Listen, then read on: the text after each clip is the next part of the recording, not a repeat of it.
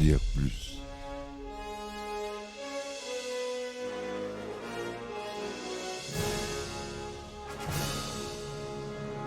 Eh ben attendez, on est en France. Allez, cul sec. Hop.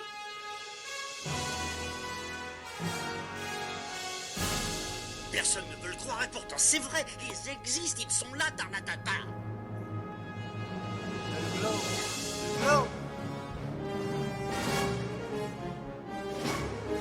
Il faut qu'on pète.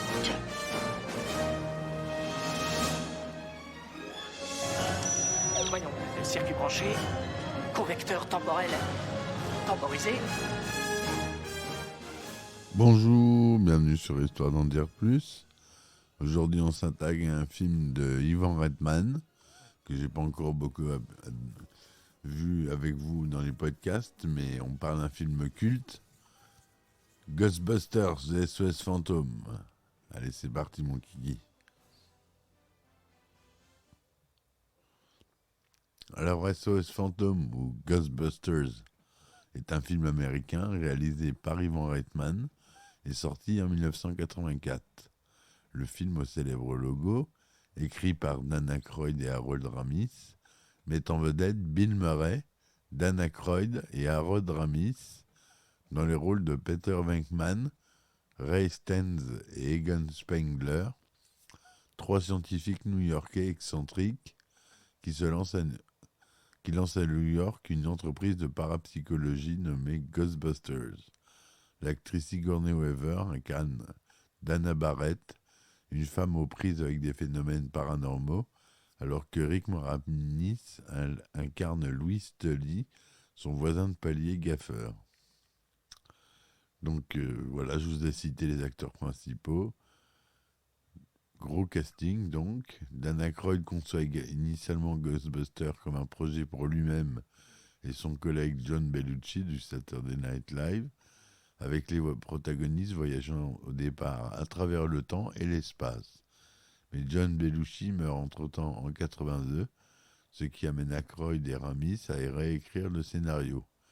L'autre raison du changement fut qu'Ivan Reitman avait estimé que la vision initiale d'Aykroyd de ce film était financièrement irréaliste. SOS Fantôme sort aux États-Unis le 8 juin 1984.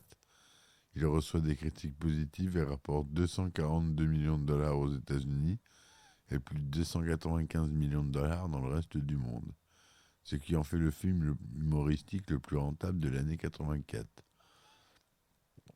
Lors des Oscars 85, le film est nommé pour les prix des meilleurs effets visuels et de la meilleure chanson originale pour la chanson thème, que vous connaissez tous, cette chanson, Ghostbusters. Le film est classé par l'American Film Institute au 28e rang de sa liste 100 ans sans rire des meilleures comédies. En 2015, la Bibliothèque du Congrès sélectionne le film pour conservation au National Film Registry en raison de son importance sur le plan culturel, historique ou esthétique. Le film a lancé une franchise qui comprend 2 suites, avec SOS Fantôme 2 en 89, puis longtemps après, on a eu SOS Fantôme l'héritage en 2021, pas très réussi, je vous avouerai, et on a eu un reboot en 2016 avec des personnages féminins qui est encore moins bon, je trouve. On a eu 2 séries télévisées animées, SOS Fantôme et Extreme Ghostbusters.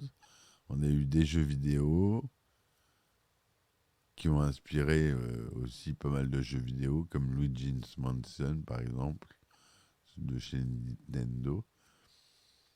Voilà, le film dure 105 minutes. C'est une comédie fantastique ou comédie horrifique. Société de production Black Rhino Pictures et la Columbia et Delphi Films. Le docteur Van Veckman, Raymond Ray Stantz et Egan Spengler, 3 chercheurs de l'Université de Columbia de New York, sont spécialisés en parapsychologie. Accusés de mener des recherches farfelues, ils sont finalement radiés de leur poste par le doyen de l'université.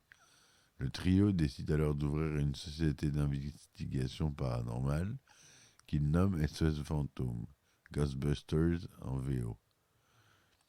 engageant leur dernier denier dans cette activité, ils rachètent une ancienne caserne de pompiers new-yorkaise à l'abandon, qu'ils rénovent et modifient.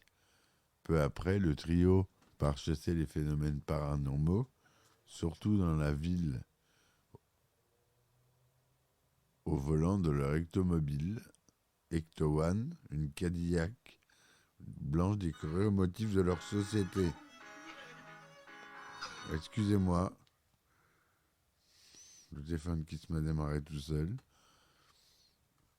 Profitant du regain d'apparition ectoplasmique qui assaille soudainement la ville de New York, les trois compères sont bientôt débordés au cours de leur activité de chasseurs de fantômes et deviennent des vedettes locales quand leurs interventions sont relayées dans les médias. Cependant, ils attirent également l'attention des autorités, en particulier celle de Walter Peck, un membre de la Commission de protection de l'environnement, l'EPA, qui les prend en grippe et qui tente de leur mettre des bâtons dans les roues. Dans le même temps, Dana Barrett, une violoncelliste new-yorkaise, découvre que des événements paranormaux se produisent dans son appartement à Central Park West. Affolée, elle demande de l'aide à la société Ghostbusters, ayant vu à la télévision la publicité de leur entreprise. Le docteur Peter Venkam, attiré par cette jeune et séduisante célibataire, se charge de son affaire tout en essayant de la faire succomber à son charme. Rejoint par un quatrième membre, Winston Zedmore, les Ghostbusters deviennent bientôt le seul espoir de la ville quand surgit la menace de Gozer, un dieu sumérien malveillant. Celui-ci tente d'entrer dans notre monde grâce à un portail dimensionnel juché au sommet d'un immeuble new-yorkais, le même immeuble où habitent Dana et son voisin de palier, le comptable Louis Tully, bâti sur les plans d'un architecte fidèle à Gozer. Voilà pour le synopsis. Donc au scénario, on retrouve Dan Aykroyd et Harold Ramis. À la musique, Elmer Bernstein. Directeur artistique, John de Cuir. Au costume, on a Théonie Van Aldridge. Les effets spéciaux sont réalisés par une personne dont je suis très très fan et qui a fondé ILM. C'est Richard Edlund. J'ai un autographe de lui, je suis très fier. Au maquillage et effets fixes, on a Steve Johnson. Et la société d'effets spéciaux, à l'époque, était Entertainment Effect Group, qui malheureusement n'existe plus maintenant. À la production, on a Ivan Reitman, ainsi que Bernie Brillstein, Joe Medjuck, Michael Sigros. Le budget est de 30 millions de dollars. Il est tourné en anglais, en Métrocolor, 35 mm, avec du matériel Panavision, en 2,35e, son Dolby Stereo. Il est sorti aux États-Unis en première mondiale le 7 juin 1984 à Westwood, en Californie, et le 8 juin 1984 en sortie nationale, et en France le 12 décembre 1984. L'origine du film est basée sur une idée originale de l'acteur Dan Aykroyd. L'idée mise au point par Aykroyd et son ami John Belushi est le portrait d'exterminateurs futuristes qui, à travers l'espace et le temps, pourchassent des fantômes. La mort de Belushi en 1982 altère les plans et Bill Murray est engagé pour remplacer Belushi. Harold assiste à la finalisation du script et change le futur pour la ville de New York. Moins cher à produire. Le concept est né. De jeunes scientifiques lancent une entreprise vouée à chasser les fantômes en tant que service facturé. Le titre devait être Ghost Breakers, mais il a été changé peu avant la sortie du film pour Ghostbusters. John Belushi devait jouer dans le film, mais il meurt en 1982. Le rôle de Winston Zedmore fut à l'origine proposé à Eddie Murphy, mais ce dernier refusa pour faire le flic de Beverly Hills. Et un grand bien lui a fait d'ailleurs.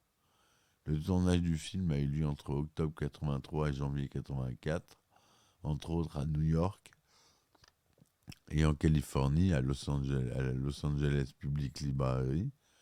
La plupart des scènes dans New York ont été tournées sans autorisation.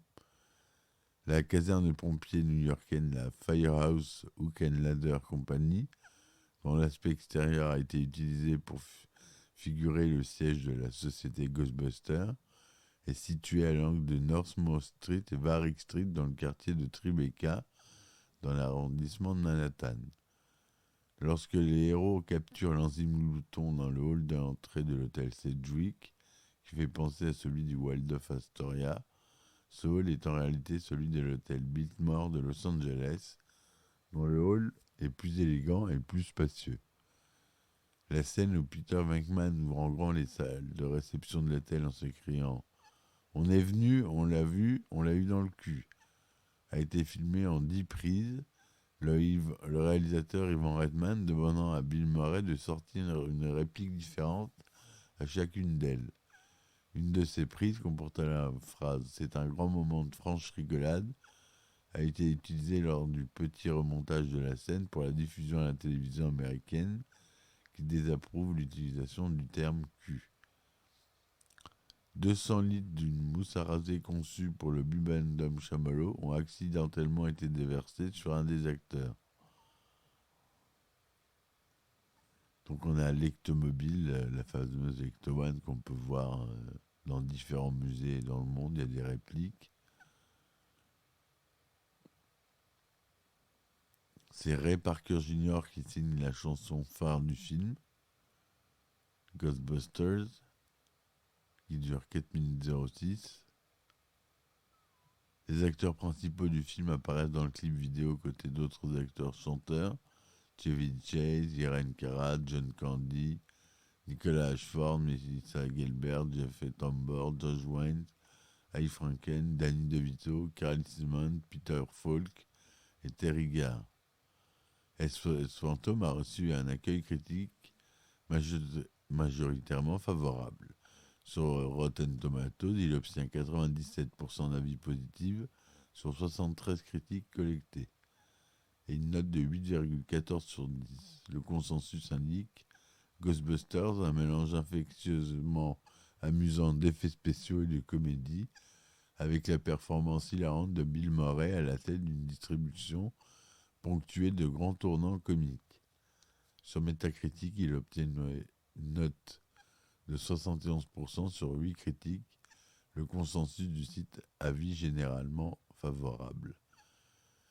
Le film a connu un succès commercial important, rapportant 291 632 000 $ au box-office, dont 238 000 en Amérique du Nord pour un budget de 30 millions.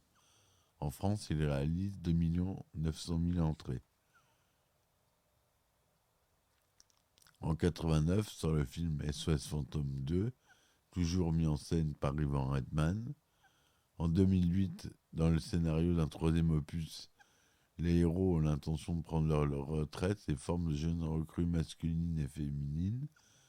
Le projet portant à l'origine le nom de Hellbent avait d'abord été annulé pour faire place à un jeu vidéo. En 2014, le décès de Harold Ramis provoque une interruption, puis finalement un remaniement du projet. Sony Pictures Entertainment annonce que ce troisième film sera porté par un casting féminin avec Paul Feig comme réalisateur. Ce troisième film, intitulé SOS Phantom, sort en 2016. Par ailleurs, en mars 2015, il est annoncé qu'un autre film avec Channing Tatum et Chris Pratt serait en préparation. En janvier 2019, il est annoncé que Jason Reitman, fils du réalisateur Ivan Reitman, qui réalisera un nouveau film SOS Phantom, dont la sortie est annoncée pour 2021. Il en signe le scénario avec Jill Kennan. Il devrait s'agir d'un film lié aux 2 premiers volets de la franchise, avec une équipe principale composée d'adolescents. Pour garder le projet secret, Jason Reitman utilise le titre de Rust City durant le développement et la pré-production du projet. Une vidéo teaser est également dévoilée en janvier 2019 dans la foulée de l'annonce surprise du film. SOS Phantom, l'héritage sort le 1er décembre 2021 en France. Et entre 86 et 92, on a eu la série télévisée réalisée par DIC SOS Fantôme. Et en 97, Extreme Ghostbusters, réalisé par Adelaide Productions. Voilà ce que je voulais vous dire sur ce film qui a bercé mon enfance, que je connais par cœur, que vous connaissez par cœur. Le logo, vous le connaissez tous par cœur, la musique aussi. Il est rentré dans tous les cœurs. Donc je vous dis bravo, merci de m'avoir écouté. Supportez-moi sur les différentes plateformes de crowdfunding, s'il vous plaît. Ça m'aide à pouvoir financer les serveurs du podcast. Je vous dis à très vite pour une nouvelle chronique. Et ciao, ciao. Histoire d'en dire plus.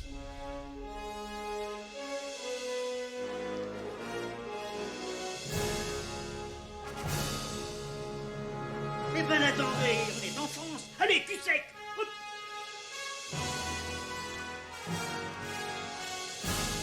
Personne ne veut le croire et pourtant c'est vrai, ils existent, ils sont là, Tarnatata.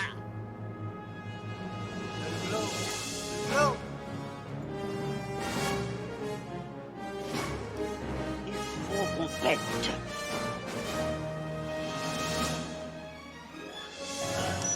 Voyons, le circuit branché, correcteur temporel temporisé,